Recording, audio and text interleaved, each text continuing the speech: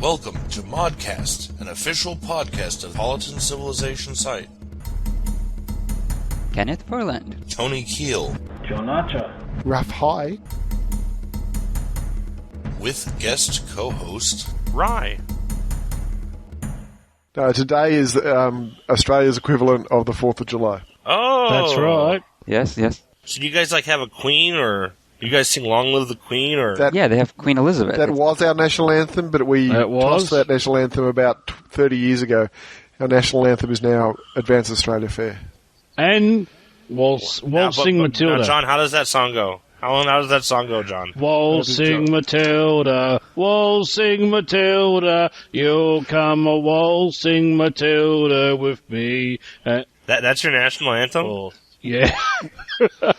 I have to admit, that's a weird national anthem. Well, it's a very common song. It's not the national anthem. Oh. No, the other one really is Advance Australia Fair, but no one knows the words to that, so everyone sings Waltzing Matilda.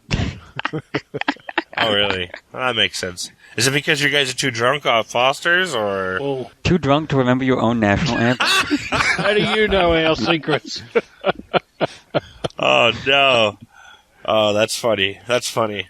Oh, guess what? I have a new announcement. I bought a laptop. Ooh. I have a laptop now. It is a netbook. Oh, yes, like I got a little one of those little ones. I got a little Asus one. Yeah, I got the Asus also, the EPC. I love it. Oh, I've got the first original model that came out. Yeah, I got the 904H. Yeah, right. And I love it. I love it. Mine's only a little 701 version. Oh, I'm even able to play. It even runs some 3D games, which tripped me out. I was like, what the hell? Did it run Civilization? It doesn't have a disk drive, so I'm trying to get my ISOs in order. So I haven't run it yet, but I will give you guys a heads up when I do. I think it will run Civ at low settings. Probably. I mean, Civ 4 is, like most Civ games. They're not that graphically hardcore, make your processor blow up type kind of games. Well, the processors on these is a 1.6 Atom. Yeah, that's much more advanced than my model, Tony, because my one's only got a little Celeron mobile in yeah. First generation. Those ones First suck. generation E PC. Yeah, I didn't want the Celeron. I hate Celeron. Ugh. So is there some kind of notebook video card in there that's got some hardware acceleration? It's got raster acceleration, which means when it accelerates my older games, they have this kind of pixelated look to them. Very minor, but you can kind of see. It's weird. I'll sell you mine to you, Ken, if you like, or something like $700. Oh, get out of here! I paid $320 for this fancy one. Yeah, your computer is probably worth like $50 now. Yeah. I mean, that's how fast things go. Yeah. Heck, the computer I'm running on right now, I probably couldn't give away. Yeah. And Ken, that means you need to upgrade. How long have I been telling you to upgrade? I know. Now, Ken, is yours a Pentium 1, is it? Actually, it's an AMD 64 processor. Oh, it's not too bad. Oh, right. It's not too bad. The processor is good. It's just a little behind the times, and everything else is totally We are just behind such a bunch of geeks, aren't we? Oh, big time. Man. We are doing a podcast about gaming. About modifying gaming, yeah. That makes us very geeky. All right, at that, welcome to ModCast, episode 26.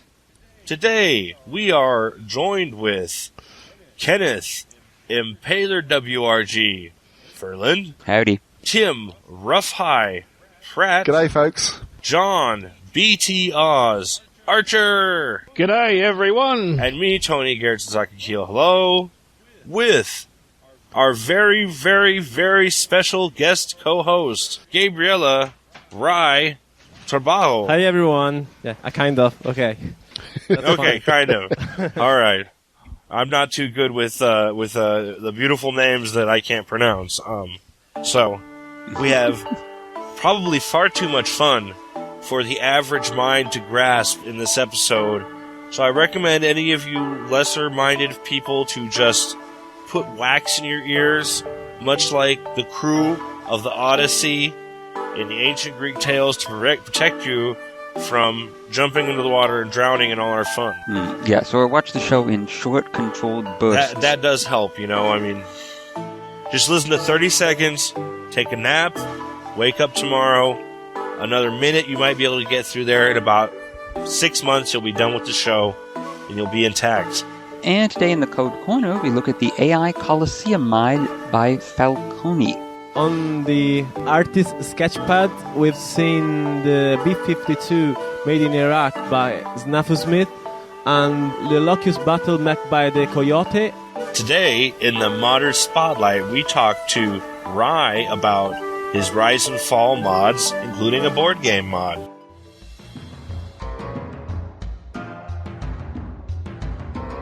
Code Corner, where we discuss SDK and Python mods or any other non-graphical mods in the Civilization 4 modding community. I have some special present for you, Ken. I acquired some wonderful code that someone sent to me, and I think you already were looking at a little bit, but it's called the AIColosseum, and it's by Falconne. And what exactly does this do? I mean, it's some complicated code, I heard. Yeah, well, it's being distributed as an executable, but what it does is that it takes code you've written for altering certain functions in the AI and will basically cobble it together, finish writing the rest of the necessary code for it, and compile it all, or it'll put it into your code source so you can compile a DLL as normal. And that will allow you to essentially create different AIs, different at the code level, playing against each other in the same game. Oh. There's no limit on how many different AIs you can have. It will just simply say there's AI number 1, AI number 2, AI number 3, and it will assign those. Say if you have 6 AIs in a computer, the first one will be number 1, second one number 3, third one number 3, and the fourth one will go 1 again, yada yada. So it'll just randomly assign the different code type AIs to the actual slots in the game for each AI that's there. Oh. So you can actually use this in combination with, say, a autoplay system to test the AIs against each other. Ah. So this is a great way to make already brutal AIs a little bit more evil? Yeah, it could give you a more diversity in the way the AIs play against you.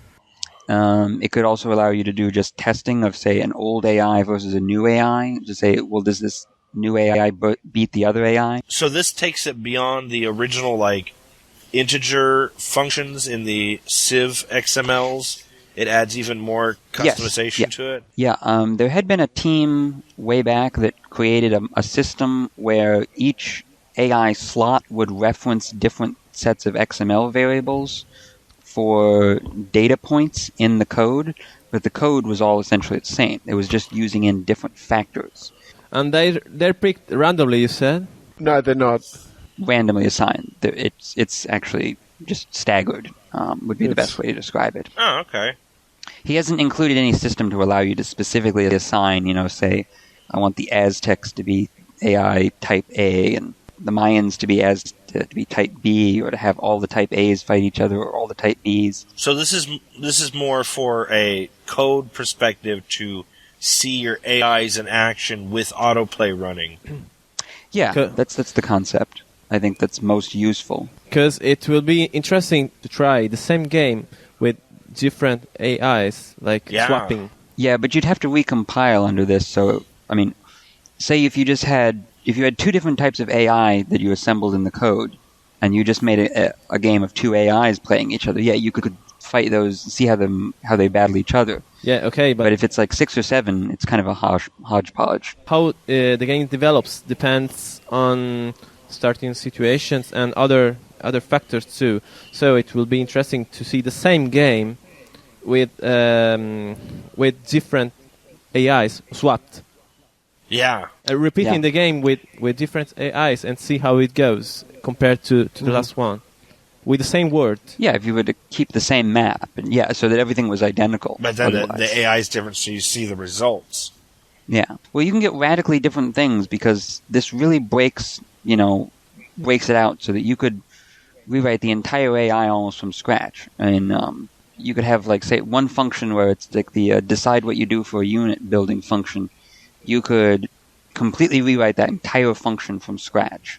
And one AI would use that function, and another AI would use a different function for that same choice being made. Now, will this code compile those custom AIs into an already modified DLL? No, I think you have to have you have to have an existing source pile, of all the source code you want, and then you're including the custom written functions, and this thing basically puts it all together. Well, yeah, that's what I was asking. So it does do that. Okay.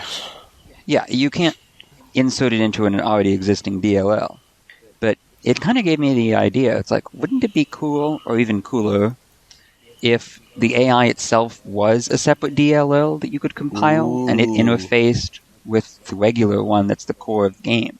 I actually remember hearing about some projects on the internet for other types of games that would actually do things like that. I mean, the AIs would be kind of their own separate module. Teach the AIs to learn. The next thing you know, you get a message. It'll be like, Ken, we hate you. We know where you live. We live.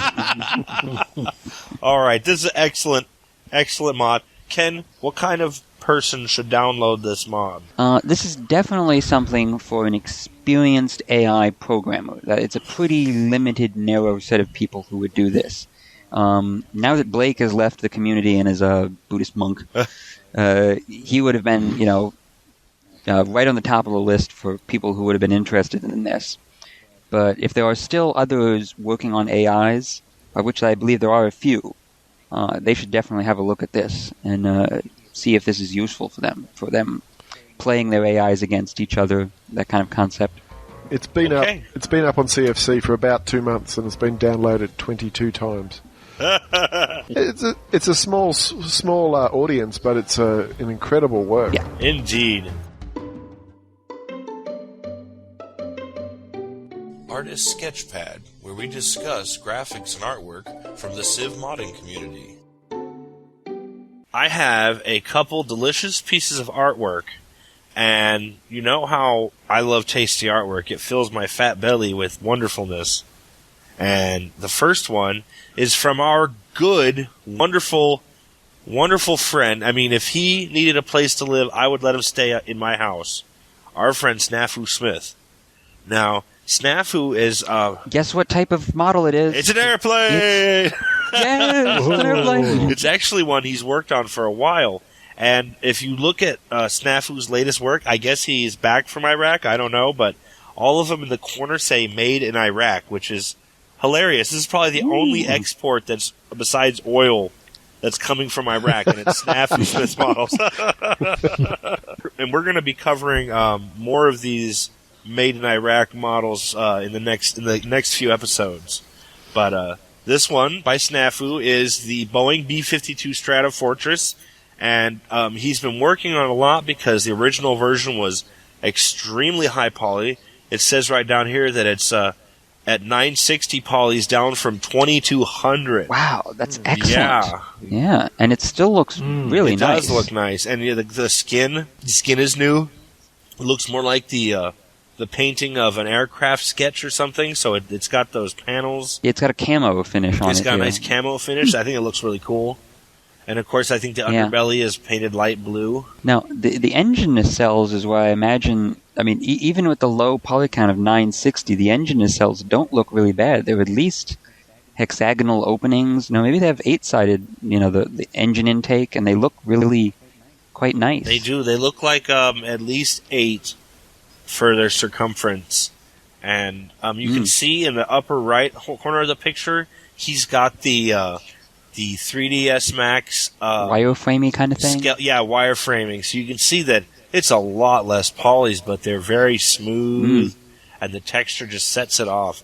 And apparently, he has a custom animation for it.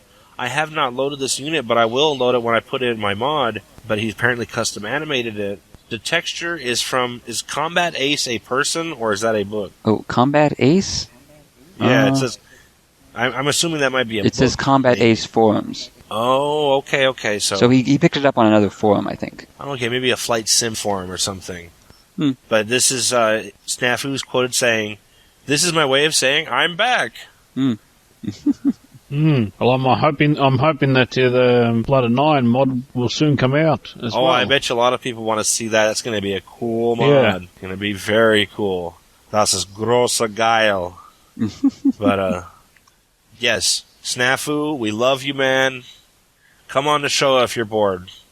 You know, if you're still in Iraq, maybe not, because, you know, there's some security issues since Ken is a terrorist.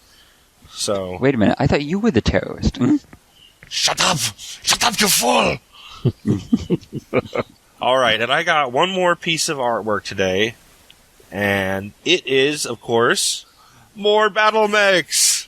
It is the Locust Light Mech, which is about a 20-ton mech, which is very small. And this mech usually packs 2 SRM-2s and probably a medium laser, maybe even a large laser in the center torso. And it's the mech is used for, it's a support mech that does flanking and fast strikes, so it moves so fast that you have trouble aiming and hitting it. But if that mech ever like bumped into something or slowed down, one shot from a heavy mech would probably blast it. And the Locust, of course, is a inner sphere mech, a very old inner sphere mech. And you see here, he's got, a dozen skins for it? At least a dozen. Yeah. I like. Looks like a Tweety bird. Yeah, doesn't it? when you pilot it, its turret doesn't even twist. So you can't actually strafe and fire from the side. You have to, run fast, line up like a strafing run in a plane, and then veer off. So it is a difficult mech to pilot. Interesting. The model, it doesn't even look like it has knees to it. What does it actually look like when it's running around? Well, see, it's got reverse chicken knees really close up under those weapon pods. See them? Look, top right. You can see the sort of knee there. But it looks the middle of the leg looks like a piston. No, a shock absorber. I bet you that the leg lifts up as it runs, and this mech was designed for absolute speed. It has no armor to speak of. You know, maybe enough armor to stop someone with a pistol shooting at it, but that's not it. How many mechs does this give us total that have now been modeled? I mean, it's getting up into the half dozen. We've done 2 or 3 mechs? I don't know. Oh, come on. We've done 40. Well, however much we're expecting, Battletech mods are few and far between, but it's going to be, I hope they make it a kind of a mod that's more like, what's that crappy one? Afterworld?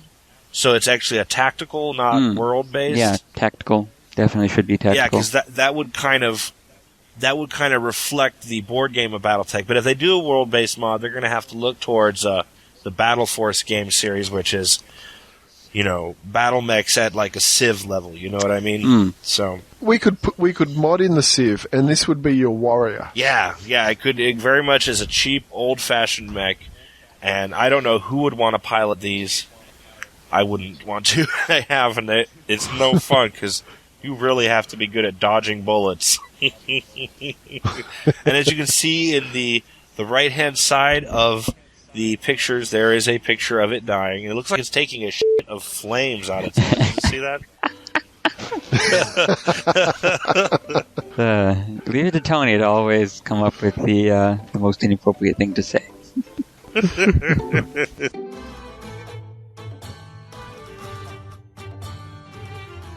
Modding Spotlight, where we discuss and examine a particular mod out of the Civ 4 community.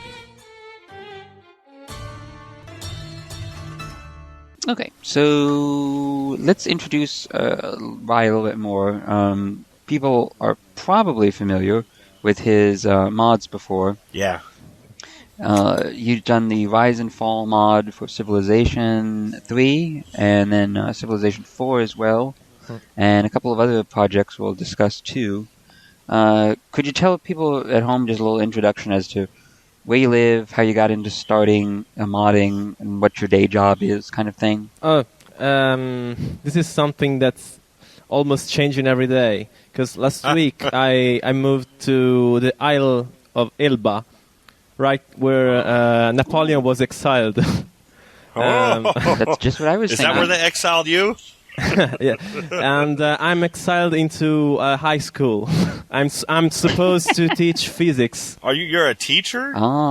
Apparently, because nobody ever wants to go to Elba, because it's very annoying to reach it by ferry boat. So they call anyone who wants to go there, and that has a title. Okay, just that's graduated. Oh, so you don't need any kind of teaching experience. They just say, No, never. I was just put into the class. Okay. I had a physics teacher like that who it was his first year teaching. The students are yours. Yeah, it sounds like you got shanghaied. Are you going to be going back to where you lived before ever? Like, are you just a temporary thing for you? No, I'm trying to stay in Livorno, where I live, as much as possible. Just spend there 4 or 5 days a week. Anyway, the contract will last until June, when the school ends. After that, I think again of what to do. Possibly moving abroad. Oh, well, you can always come to America and hang out with me and Ken in Arizona. I'd rather... No. I'd rather go to Japan. Ooh, Japan. Ooh, that's definitely geekier. It's like 90 degrees outside right now where I live. Oh, shut up. Yeah. It's only 24 Fahrenheit in New York at the moment. Well, see, here's the problem. In Arizona, you want winter, and when it's hot in winter, you go... But anyways, what were you doing before you went to teach the classes, Rhye? Studying. I got the master's, and I've been working for like 10 years in a Chinese deli, in a Chinese restaurant, doing the delivery service at night for dinner with my scooter. All right. It's really true what they say. It's like you get that master's degree and it's like, you want fries with that? You know, it's like... I've been writing for a magazine, for an Italian PC game magazine. Ooh, cool. Because it all started when they reviewed Ryzen 4, and they asked me to write a guide to modding. And after that, I've been asked to review other kind of mods and board games too. Wow, that's really awesome. Yeah, maybe you can parlay that into a little bit of a game review business, which is in itself a large industry of people who review games. Yeah, that's the perfect job, because you're paid for playing, no? Yeah. Yeah, but you don't actually have to do all the programming. You can just like, I like this game, or this game sucks. It's just my opinion, you know. Well, what might suck is, since playing video games is now your job, everyone eventually hates their job, so you're going to hate playing video games. Yeah, especially since the hard part is that you must finish the game, or try as hard as you can, as much as you can, to review all aspects of the game. Yeah. Well, you see, the thing they do in the industry of game review is they give the games that they know are going to suck to the new guys, whereas the senior guys get to keep all the games for themselves they know are going to be good. They get to play StarCraft 2, all the goodies, you know. Yeah. And then Rhye has to play all the crappity crap first-person shooters. Yeah, like Deer Hunter 25, you know. Now it's personal, you know. Just to start off our questions, I wanted to ask you wanted to talk about a special project you were doing. It's Rise and Fall for Civilization mod for a board game. So somehow you modded a board game. So what can you tell us a little bit about that? And then we're all going to ask some questions to you. What can I say? That I bought the board game, Sid Meier's Civilization, the board game. It's called like that. Mm-hmm. And I was very disappointed because it's quite unplayable. It's basically a broken game. I realized this reviewing other games for the magazine, and I realized that game just didn't work, and that's very weird because if you think about it, Civilization is supposed to be the perfect game to translate to port into a board game, since it comes actually from a board game. Yes, it comes from a board game. Yeah. Oh, I played it. I was going to say, it's the perfect board game to port into a computer game, then port back into a board game. Oh, no, but I've tried to play it about half a dozen times. I've actually played the board game, and I completely agree with you. I think I've only had one game that lasted 3 days, and as far as we got was the Middle Ages. And we'd have to leave the table, the board game, we'd have to leave it open on top of a big table with all our pieces on it, so to save it, basically. and it was just it was a pain in the ass. Yeah, if you play that game, you probably want to get the mod for it. Yeah, I tried to play that with folks at Firaxis, but they were like, "No, let's play Halo 3 instead." And now I understand why. They know about it.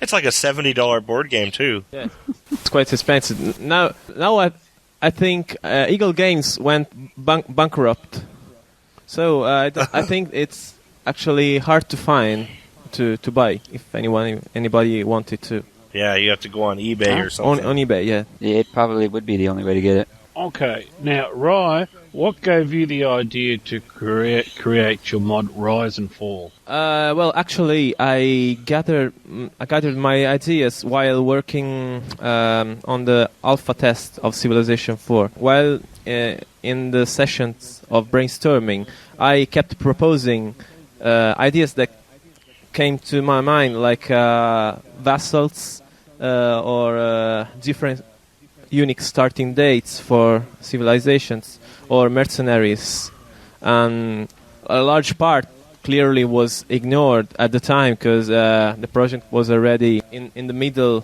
or even quite almost finished, so they were left out, and a few like vassals, they were added in expansion. But when the game was out, I decided that it was probably a good idea to put them all together, all the stuff that was left out, and try to do something with it, and in particular to do a sequel of Civ 3 Rise of Civ. Okay. And Rhye, do you work alone on your mod, or do you have others on your team for Rise and Fall? Yeah, I do work alone. I've always worked alone. Aww. Don't know why. I've got more freedom to do what I like. Yeah. Creative control. It's like a dictatorship. Kind of like this show. Ich möchte eine Podcast. Schnell. If you ever look into Rise and Fall forum, sometimes I threaten the mod users to implement more plug if they don't behave like I want. Well, the one question I had about Rise and Fall of Civilization is, I know there's a lot of comments about if you choose America as your starting civ, you basically need to walk away for 30 minutes while the game gets to America. But if you choose something like the Aztecs, does that civilization die, or do you start straight away? How do you replicate the Aztecs being wiped out by the Spanish? They're not appearing at the beginning. They're appearing in 12th century, something like that. The Aztecs? Really? The Aztecs. Yeah, their civilization doesn't start to rise up to become a large civilization for quite a long time. They would have just been hunter-gatherers. So in the game, they don't start at the beginning. Who's a civ that starts right at the beginning? The Egyptians, the Chinese start at the beginning. They actually settled in Mexico around that date, around the 13th century, kind of. Well, I mean, the Aztecs is a good point, but I mean, the Aztecs, okay, you have to still have to wait for them to start, but the Aztecs basically get wiped out when the Spanish come across from Europe. Does your mod replicate that as well, so you only have a limited lifespan, or is it your civ that you can do what you like and you can still rule the world with the Aztecs? When the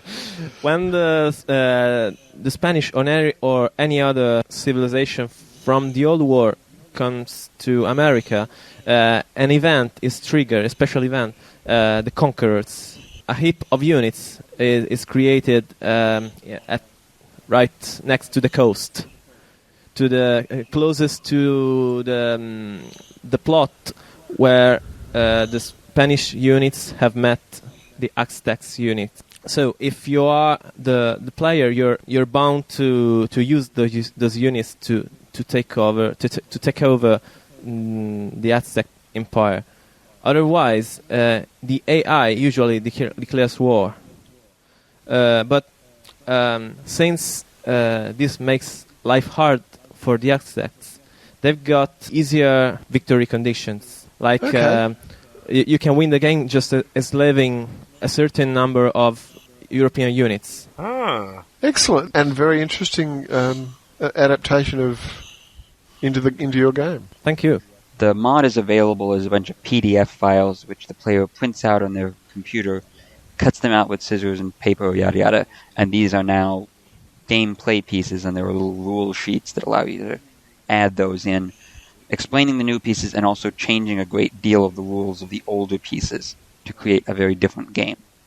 But I wanted to ask you, how is the creation of that board game mod significantly different from your work in a computer mod? I mean, outside of the fact that it obviously didn't involve a computer. I mean, how is it play style different? How is your impression of a board game and how it should be played different than a computer game? And how does that work into your philosophy of board games? And do you see them as a big part of game design? It's certainly very different, because board games are supposed to be much less complex. There is nothing automized. Like, if you think about Civ, there are a lot of calculations. There's some hidden mechanic that every turn, like calculating the shields, the production of the cities, the food, everything. Food collection, yeah. You can't just bring it to a board game, because you will have to do all that manually, or with a calculator. It doesn't make boring. It does. Yeah, it's very boring. And in fact, Sid Meier's Civilization, the board game, does a kind of has a kind of approach. This kind of approach. So games with usually last 2 or 3 days, and after that you stop playing because you just hit the Middle Ages. Yeah. So what I tried is to fix this broken game, and I didn't want to bring Rise and Fall to the board. I just wanted to make that board game I had in my shelf playable. That was just my purpose. If you think about philosophy, you said, there's a concept that divides games produced in America and European games. And I tried to to bring to Civilization to the Euro side. Because European games are usually supposed to be simpler, with smooth mechanics, and fun to play, usually not frustrating, and anyone can play easily. You can end the game you can finish the game in 2 or 3 hours, and no one can lose and be excluded from the game. There is little luck involved. On the other hand, American games, sometimes called Ameritrash, there are giant productions. Like if you have ever seen World of Warcraft, the board game, that's a typical, or StarCraft, the board game, even more. They're typical American-style games. They're very impressive from the point of view of the beauty. They got beautiful models, beautiful miniatures, and materials. Lots of rules. For hardcore gamers, they're certainly more satisfying, but they take like 2, 3, 4 days to play a complete game sometimes. And there are complex manuals, like StarCraft has got a 50 pages manual, and that's, in my opinion, is insane. And moreover, there's a lot of luck involved usually in American games. There are a lot of it's usually called dice fest. A lot of dice rolling. So I try to do this kind of simplification to the game, to Civilization. And at the same time, I decided to add a few aspects that could have been interesting, but wouldn't increase the complexity. Like from Rise and Fall, different power for each civ. If you bring it to the board game, it just means that at the beginning of the game, each player picks a civ from I don't remember how many, like 18 or 15. But the game doesn't become more complex that way. It's just one more choice you do at the beginning. Well, wait, I wanted to say something. I wanted to say I definitely agree with your sentiment on European board games. I got introduced to a lot of the German board games when I was working at Firaxis. You know, the guys, there's a bunch of board game geeks there.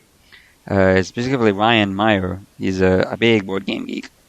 And he had, you know, Settlers of Catan. We'd play Settlers of Catan with like 4, 5, 6 people at a time. And one called like Puerto Rico and another one called Power Grid. And they were very low chance-based games. Almost everything is decision-making based.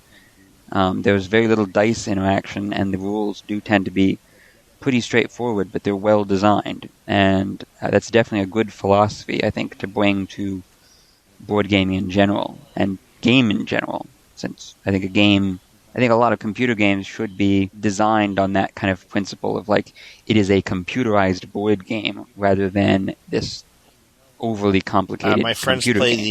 the Insane Clown Posse board game, which and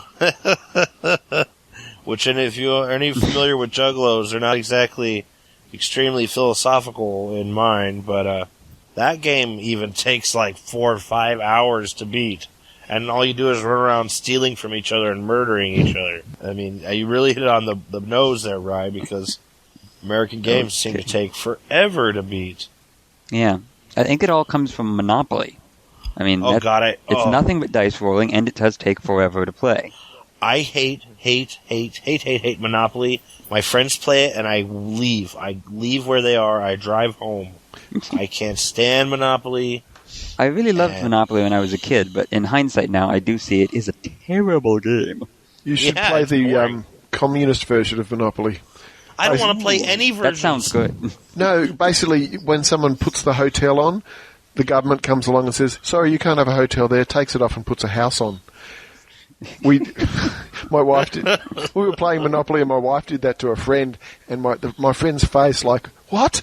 Like, he almost had a heart attack. It was so funny.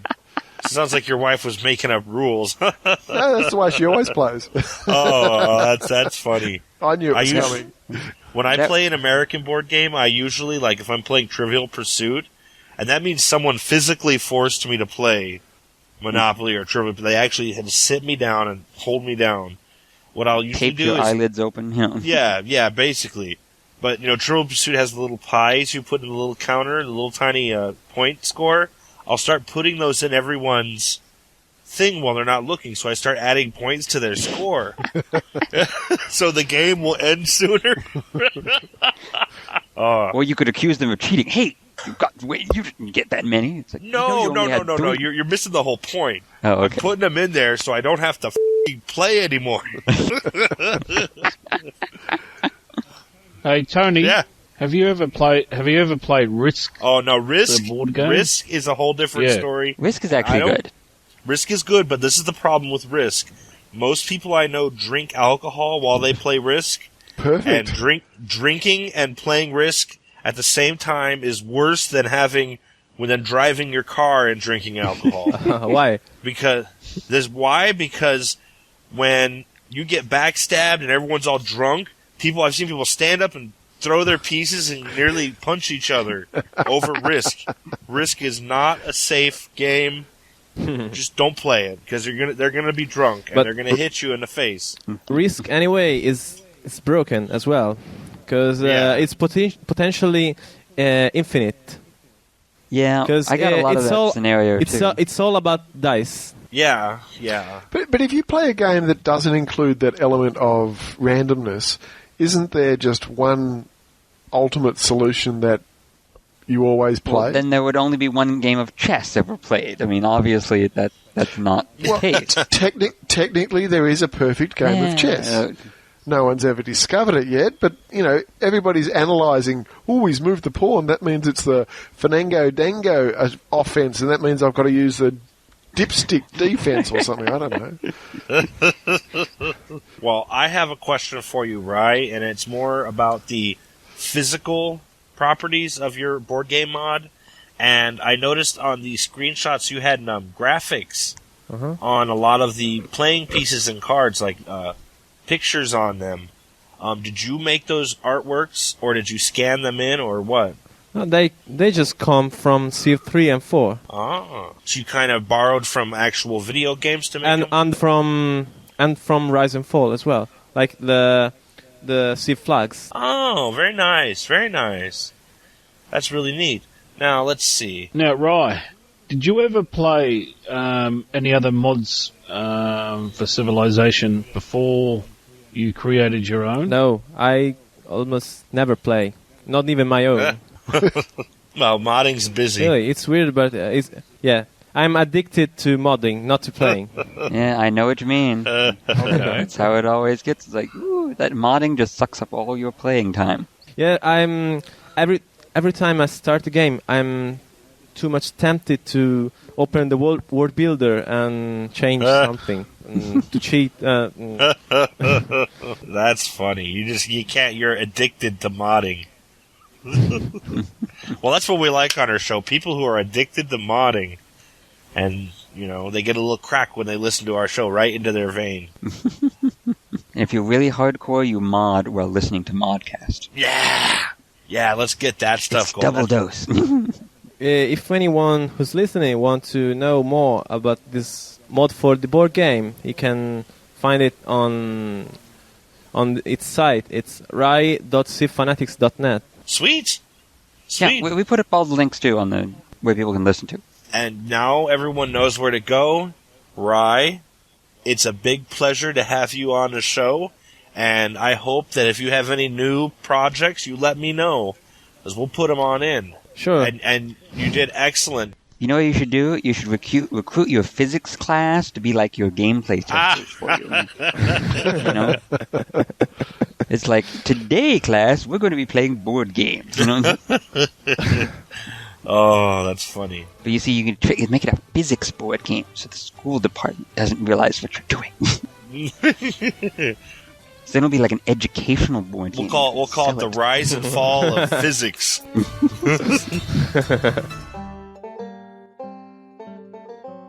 Call in today. In North America, the number is 301-637-7659. That's 301-637-POLY. In Europe, 44-121-288-7659.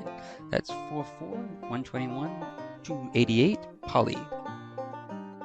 You can Skype us at the PolyCast or email us at polycast@apolyton.net. The only thing worse than being talked about is not being talked about. For more information on ModCast or our sibling show PolyCast, or about PolyCast in general, log on to the series' official website at polycast.apolyton.net. Oh, but both of my Aussies are out of commission today. Officially, they are both drunk because it is the Australian 4th of July. And it's... What do you guys drink then? You drink beer? Or what do Australians drink for liquor? Is it like an Australian liquor? Alcohol. Anything alcohol as long as it's beer. Alcohol. Okay, so beer is the official liquor of Australia. I'm sure you guys have a heavy concentration of alcohol in your beers. Oh, absolutely. Well, John here brews his own, so he can add, alcohol, a little strychnine, whatever it takes. Well, usually when I do 19 litres worth, it usually comes up around 5.7 to 5.9%. Sometimes a bit higher. That'll get you drunk. Absolutely. Especially because there's 19 liters of it. How long does it take you to get through 19 liters, John? Maybe a week. Yeah, don't lie. It takes you 2 days. All right, okay, 2 days. Rhye, so what did you think of the show? Oh, it was very fun. Thank you for inviting me. Well, a little known fact to our viewers is, I believe, the pilot episode 1 of ModCast, which I don't know if anyone's heard, or was it pilot episode 2? But Rhye came in and made a brief cameo. This was like over a year ago, Rhye. So you may not remember, but he has been on the show before, sort of. I recall. I think I recall because I was asked to record like a few words, like "Welcome to something." Is it? I'm so glad you came onto the show. Please keep up your good work, and we hope to have you on again sometime. As I said, I warned everyone in the beginning to put wax in their ears. Now, we're going to know by now which ones listened to me and which ones didn't. Because the ones who didn't listen to me are probably rolling around on the floor with their eyes rolling up in their heads because we had too much fun. And beer. And the ones that did? The ones that didn't hear anything I said, so they're okay. Cool. All right. Today, we have been joined with John, BT Oz, Archer. See you later, everyone. Kenneth, Impaler WRG, Ferland. Farewell. And Live long and prosper. Tim, Rhye, Pratt. Bye-bye. Me, Tony GarretSidzaka, Kiehl, goodbye. And with our very, very, very special guest co-hosts, Gabriele, Rhye, Travoto. Cheers. We will see you all. Salute. We'll see you in a couple weeks. Goodbye. Record date. January 25th, 2009. Sound clips copyright Civilization 4 and the Warlords and Beyond the Sword expansion packs. Copyright 2009, Apolyton Civilization Site at apolyton.net.